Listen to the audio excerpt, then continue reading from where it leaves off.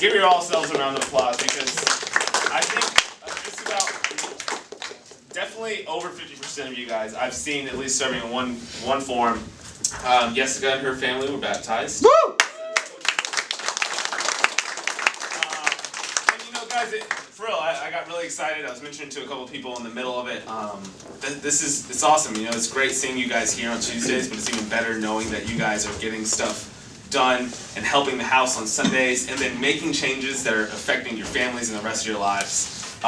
One beautiful thing, quick story from Sunday. Mike Stark, who is the bass player this Sunday, he gets down and he moves when he plays. Hope you all noticed that.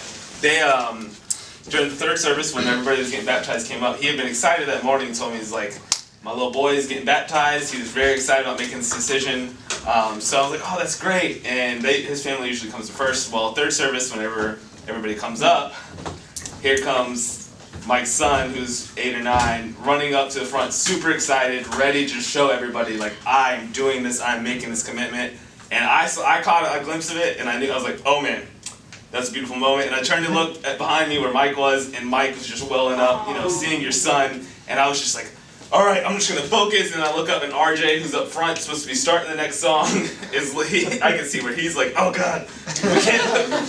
But it's a beautiful moment. Together. Yeah, we all had to kind of grab ourselves real quick because we had to start a song. And so you didn't want it to be worse as it could have been, which is not a crocked way to say anything. The beautiful thing about it was Mike just recently, last year, within the last 2 years, made the same decision himself. Yeah. Yep. He's like a lot of us that have come from any walk of life, and he came in and he found out that everything we've talked about over the last few weeks, it doesn't matter anything you've done, Christ did it despite all of that. He made his sacrifice, and so we are now all made saints, and we are something more righteous than we ever think we are sometimes, and capable of far greater things, to the point where in just such a short amount of time, we're talking less than 2 years here, Mike's made a decision. He's followed through, he's serving, he's making family changes within his own family, and now he has his 8-year-old son wanting to follow in his dad's footsteps and chase after God too, at such a young age, which is powerful. And so it was really touching to see that and to know that, guys, this is the stuff we're all making together.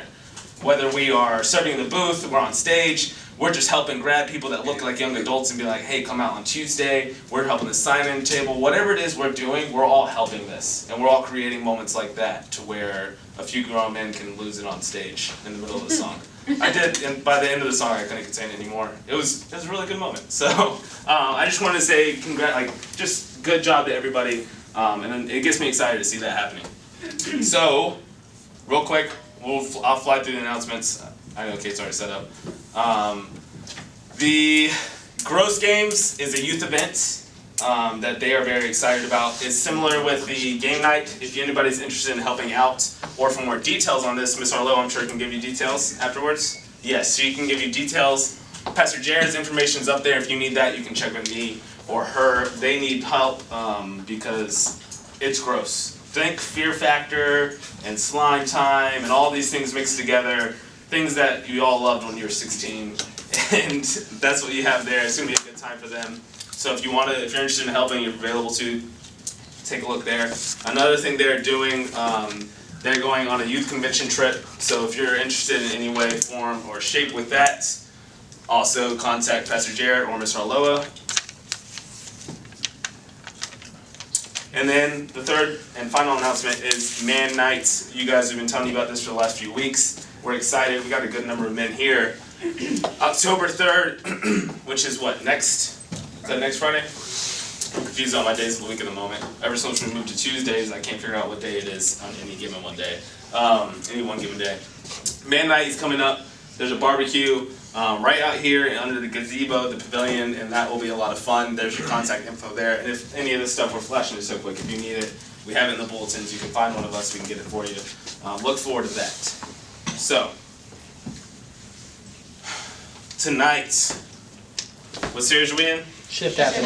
ShiftHappens. And look, I want everybody to give me a round of applause because I have this thing with pens in my hand. They're my comfort, and I just realized it before we started, and so I threw it. So actually, I'm going to ask you guys to hold on to all my pens. I'd like them if you could. But I do like those back because those are my favorite pens in the world too. But trust me, it's for the sanity of Jeremy who always threatens to kill me whenever I'm clicking in the middle of service. Oh, so you said we shouldn't. Yes. If at any point you agree with anything I say, though, just click away. Yeah, that's it. I've noticed it. Yeah, just throw it at me. There we go. We've been talking about Shift Happens. What did we talk about the first week? Dinosaurs. We did talk about dinosaurs a little bit the first week. There we go. Cognitive dissonance. Hey, by the way, the videos are up. You can find the link to them through our Facebook. We have our own YouTube channel. If you know how to use YouTube, you can probably find us there. Well, I say that because typically it's arranged by popularity, and we're not there yet. So we got to get us to the top. Let's make that our next goal, and a Christmas present to me. But we have both the first and second week of the Shift Happens series there. First week was, yes, cognitive dissonance. Where what did we talk about? Anybody remember? Just one quick. We had one little blurb. Don't be afraid. Yeah. It was your actions control your attitude, and your attitude controls your perception. And what about God's perception? That's the one that matters. So it's all about, we've talked about it, and then again the next week, like, guys, we've been made a form of righteousness that we seldom understand, and sometimes we never even feel it. But if you're ever in a point where you're struggling with something and you want that, and you want it bad, but you're like, I don't think I'm self-adequate, just start doing it. We used the example last week of a runner. A runner becomes a runner because they keep running, not because they were born that way or anything else. They just keep running. The second week, what was it? Sin. Sin. 5 things. 5 things you didn't know about sin. And then we all had you lying in church, every last one of you. Except for Ricky, who told 3 truths because I don't think he understood it was an honest mistake. Honest mistake. That's a good choice of words. It made it very Anybody? But again, does anybody remember any of the 5 points? One of them we said a few times. I'm a saint, not a sinner. I'm a saint, not a sinner. Yes, I don't know why we keep using. You know that was my favorite. Yeah, we keep using these very debutante accents with this. What else? Everyone sins. Everyone sins. Sin is for everyone. Somebody said not me. What else do we have? The Holy Spirit aware, not self-aware. Yes, Holy Spirit aware, not self-aware. All sin does the same thing. What is that same thing? Distract. Distract. Yes, and that's going to be important for tonight. What we're talking about. D word. And was that 5? No. Sin is for everyone. Greater than no one, lesser than no one. That's the one. That's it. That was mine. That's your sin. Don't worry about it. We are greater than nobody, and we're lesser than nobody. Meaning, essentially, we can all confide in one another. We've all been purified by Christ's blood equally. So last week was good. If you missed it, I encourage you to catch up on it. So tonight, one thing we've kind of touched on here and there, but one of the things that, part of the whole Shift Happens series, we've been talking about it on Sundays, is what do you do whenever life just happens to you? What happens whenever, I can't think of any examples that aren't murder. I always turn to that. So I go to Criminal Minds was like one of my favorite shows. Just all these things, But no, what do you do whenever somebody shows up at your door and you get served? I don't know how many people have ever been served in here, but, or what do you do when your car breaks down? That's somewhere a lot of us have been. Or you've been in an unexpected wreck. So we all need to know what to do in those situations because they happen a lot, and a lot of times they stick out more in our memory than other ones. So tonight, we're talking about living with a purpose. And again, tonight the title makes less sense than ever. No, I'm just kidding. I always joke about the titles being pretty poor planning. So the question is, what do you do when shift happens? We had a few examples already. Well, what are they? When your car breaks down, what do you do? Cuss. When you stub your toe, what do you do? Cuss. What about when you've had a long day at work? Cuss. What do you, a lot of us, some of us, what? I said, when I had a long day, I was drinking. Yes, first place I'm stopping on my way home is either at the bar or at Food Lion, right? This is such a healthy church. Cuss and drink beer. Yeah, so we're getting it out there. What else do we have? The long days after a big argument. Cuss. Who's ever been in a big argument? Some people just cuss all the time. Yeah. So you see, the thing is that we all have these things. What about in some of the more serious times? When something really hard happens, when there's a loss in the family, loss of a loved one, when we get a broken heart, stuff like that. A lot of times, it's easy whenever if you just stub your toe. Cussing would be, I guess, the equivalent form of like reaction there. But whenever you lose somebody, just saying a couple bad words isn't going to necessarily make you feel better, right? We all reach for that thing right away that's going to make us feel better a lot of times. Who's ever been on a bender? You don't have to raise your hand. I'm not even looking. I shouldn't have asked that question. But how many of you guys can just close your eyes and think about a time where you've ever been in a situation where it's like, man, I am not comfortable with my life right now. And so I'm just going to go out and have a blast because I know what I can do and I can go have a good time with my buddies tonight. And because that's something that's always always available. Guys, even in a town like Jacksonville that we all talk about there's nothing to do, you can find a good time. Yes. You can find some way to get your mind off whatever it is you want to get your mind off. So what is this kind of similar to? I'll go and skip to it because I'm kind of fishing in the dark here. Who knows what that is? YOLO. YOLO. Yes, I hear the dread in people's voice. Some people are excited because it reminds us of just things we can't remember maybe. It's just a trademark of our That's being generation. hard. Trademark of our generation. That's a good way to put it. I never get to point that. Some people have. Sorry, Kate. YOLO. YOLO, YOLO, YOLO. Who's ever seen Jimmy Kimmel's thing where he sends the camera out on the streets and asks, and comedians have been doing this since they've had late night television. They go out and ask people, like, what does this mean? The average person doesn't have a direct, but they also show the funniest ones. He did it with YOLO, and you had people like, that's when you stand on a hill and call through a horn. And that's yodeling. What are some, like, think of, and again, we don't need to get into our very personal YOLO experiences, but what are some think of the most extreme examples of YOLO that you can think of? Murder. Yes. See, if it wasn't for the fact that I have a strange mentioning obsession with it, people would think you're weird right now, Sam. But I'm covering for you. So. But bro, what else? What besides murder? What are some? Skydiving? Partying? Street racing. Going to a rave. Going to a rave. This is all some good things. Streaking. Through the quad. Right? Everybody's behind you. So we got all these things. They're pretty extreme, right? They're thrills a lot of times. Now who can say why anybody, not anybody here, that's Pastor Ron's line, nobody here, obviously, but why would somebody go and do something and then yell YOLO after it? Is it just looking for the thrill? Or Excuse. is it an excuse? Maybe it's YOLO, yeah, you only live once. Why YOLO? Because YOLO. It's one of those things, though. It can even be like we talked about when you have the long day, and it's like, you know what? I'm not gonna be stressed out by everything that happened today. I'm just gonna go YOLO it up. That's my bro voice. Yeah, yeah. Well, you know, most uses of them and sentences don't make sense. It's an acronym for crying out loud. Yes. So, but most of the time we use this as an excuse from our everyday escape, an escape from our everyday life, or a reason. Sometimes, I mean, YOLO's not always a bad thing, is it? This idea of who can say it in a much classier way, the whole idea behind this. Seize the day. Seize the day. And yes. We went classy step 1, classy step 2. There we go. English straight to the Latin. Yes, carpe diem, seize the day. Because it is true, right? We do only live once. And so it is a shame to let opportunities go by the wayside. But before we get too far ahead of ourselves, let's keep going. Tonight we're going to be looking at the golden circle. Because one of the things that comes up when you talk about YOLO is, yes, it might scratch that itch you have in that moment, but does it ever really fulfill what it is you're looking to fulfill?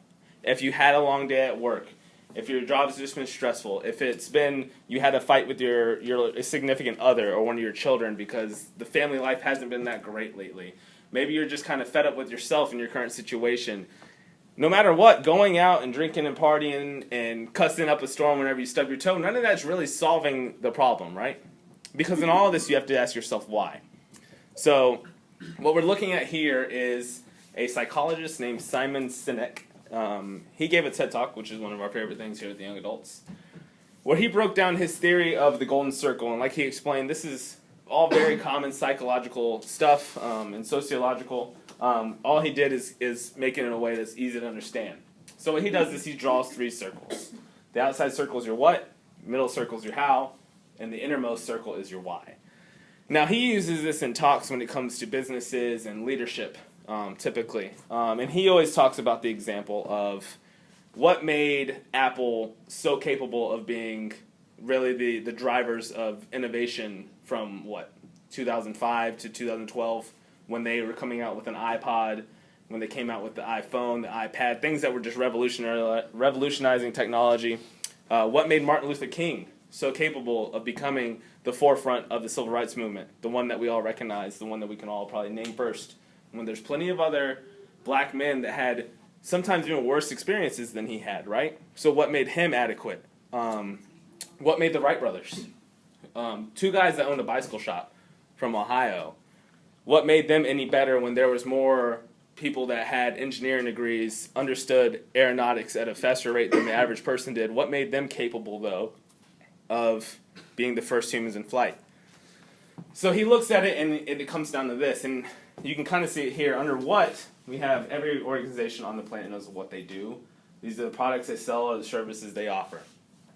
And it's because a lot of us can tell us exactly what it is we're doing. We can tell each other why, or what it is we did Friday night, or what it is we're selling in these examples. Apple, the ironic thing with the iPod, the iPhone, the iPad, is they're just a computer company, and computers seemingly have nothing to do with MP3 players, cell phones, and who the heck knew what a tablet was before it came out. A lot of people, though, will operate, and I do this myself, in the what's. And we get so caught up in the what we're doing. And we never even think about why we're doing it. And this is something we talk about here at the Young Adults before. It's basically always asking yourself, why are you doing what you're doing? And this gets down to it. The how is, some organizations know how they do it. So for Apple, making an iPhone, if the what is selling iPhones, the how would be supply chains in East Asia, German engineering. It'd be all these things, designed in California on the back of every box. It'd be all these things, those are your how. But the why is because they had a core belief in designing things that were simple and elegant. And so that was at the heart of everything they were doing, interconnectivity. It allowed them, they had a better sense of their why, and which is why at the bottom it says, very few organizations know why they do what they do. Why is not about making money. That's a result. It's a purpose, cause, or belief. It's the very reason your organization exists. And that's where, especially the part about it's not about making money. We can think about first companies because it's easier to, cast doubts on the corporation sometimes than it is ourselves. But when we think about it, it's like, oh yeah, you're in business to make money, you're in business to make money. But you look at somebody like Apple, yes, they're in business and they're making money, but it's more of a byproduct of them having genuine ideas and beliefs that are driving them. You look at Martin Luther King, and he had genuine beliefs and ideas that were inspiring him to do these things. What he was doing, the Montgomery not the riots, the bus boycotts, the marches, everything there, those were the what's, and it's very easy to just look at those and check those off as wins. But the why was so much deeper and so much more powerful for him that he was able to inspire others to do it. So, how many of you guys can kind of think of where we're going to be taking this tonight? A little bit? Nowhere? Is this secretive?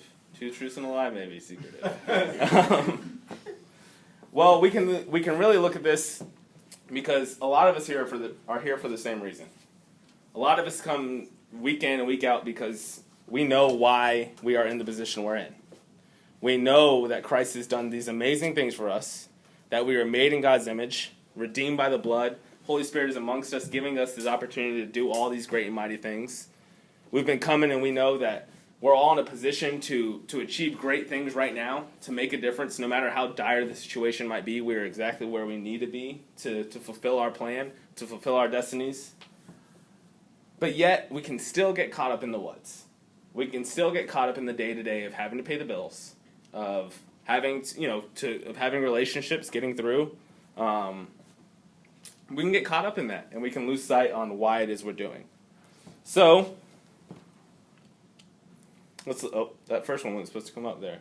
So if we look at this and we apply this golden circle theory to the church, it's something we'll just start applying it. We'll see. So in the middle, if we put God, there's a few things that are very apparent in the New Testament that we can equate. We can kind of lump a lot of the things that church does under these three things. That's make disciples, bring forth the kingdom, and the two greatest commandments. Anybody know what the two greatest commandments are?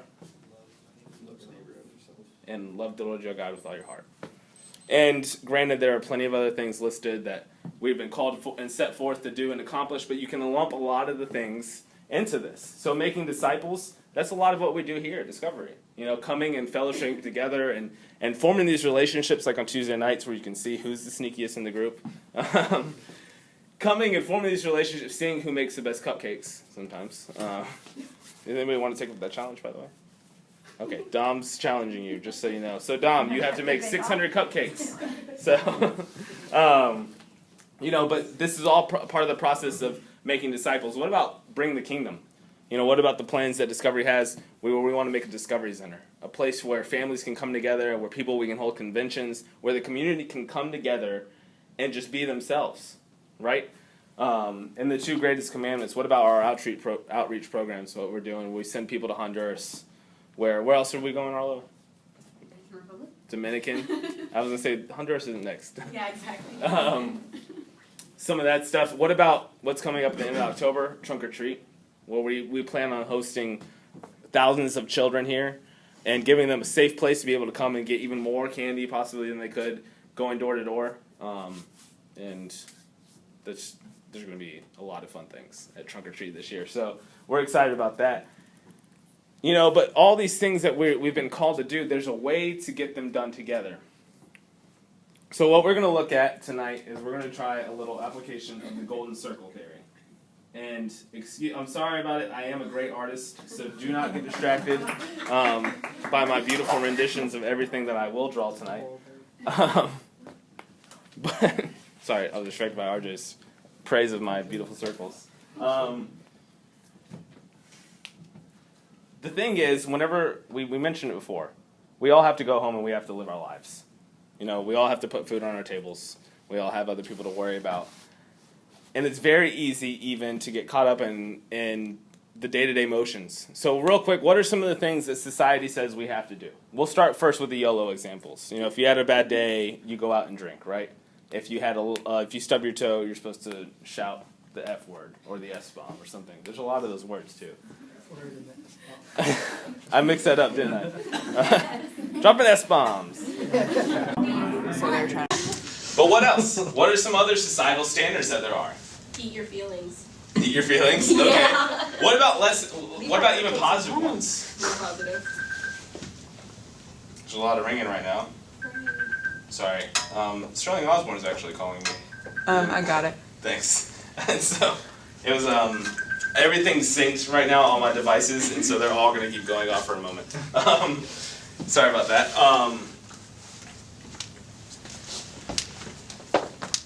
What are some other good standards, though, or some supposed good things that society says we should be doing? What about going out and getting and setting a career, right? Mm-hmm. Okay, so let's think in that line. What else is there? Go to college.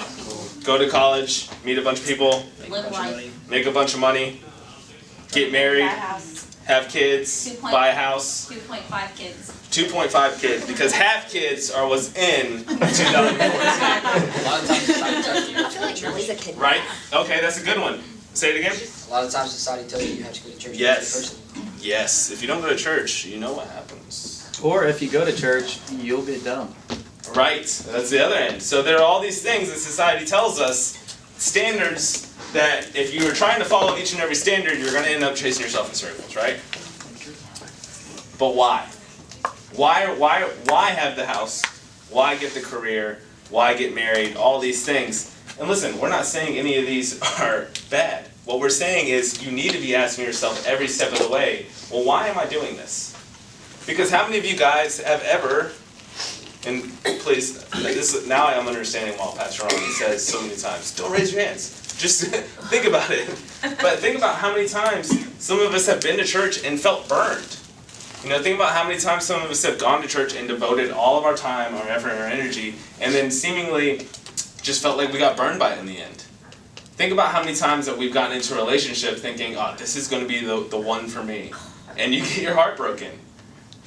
And a lot of that, think about how many times you've sold yourself to a job or to a company or to a cause of some shape or sort. And in the end, maybe the job ends. Or the company doesn't keep doing what you signed up for it to do. All these things that we, a lot of times, get into it And you have to ask yourself, why are we getting into it? Because even in an instance like going to church and serving, something I'm so pumped to see everybody doing, if you're not doing it just for him alone, him in the middle, if he's not your why, then at the end of the day, even that will be unfulfilling. Because it's like we talked about in week 1. Maybe it was week 1. We've talked about it before. You know, that's why Christ says, when was it? It was last week. Sorry. It was the example of, you can follow the law to the T, but even if you mess up in the smallest of it, you might as well have messed up in all of it. Right? Because if you're following it just to follow it, if you're following it just to get check marks, if that's the only reason you're coming, then it's great. You're coming and you're making progression and you're going to get this stuff going, and just through the actions repeated, you're going to start seeing yourself. But if you don't understand why here and in here, why you're doing this stuff, your main motivation, which is the fact that, guys, look what we talked about last week. No matter what we've done, Christ has called us to something greater. No matter where we might be, we are in the perfect position to make it happen. You know, so think for a minute about some of the things that you might want to do. Think in your own personal life. You know, because even with this, when you think about the circle theory, you can look at it in a few different ways. You can look at it in yourself, in your own relationship with Christ, and your relationship with others. And so you can make that your focus there in the middle, your why. And you can use that to help guide you when it comes to making these big life decisions. It's like, well, why am I doing this? Is it because it seems easy? Because I can go and I can make lots of money, but maybe I might not be called to do that right now. Maybe I might be called to serve a little bit longer. Maybe I might see this position that might feel uncomfortable to me is exactly where I need to be to making things happen, even though there might be an easy out. You can apply it to the church. Why are we doing, we do this with the music team, we do it all the time, creatively. Why are we still doing this song? Why are we doing this type of music? Is it accomplishing the goal we need it to do? And you can look at it, there's one other place, with the kingdom as a whole. Why are churches doing things the same way that we have been for 50, 60 years now? Why aren't we the ones at the forefront of innovation? Why is TED Talks the only place where you can go to hear about sensible changes that need to happen? Why aren't we the ones doing it here? So, that's what we need to think about, guys. Before we do anything, think about why you're doing it. Not the what. Don't focus on your what. Don't focus on your outside circle. Focus on the inside.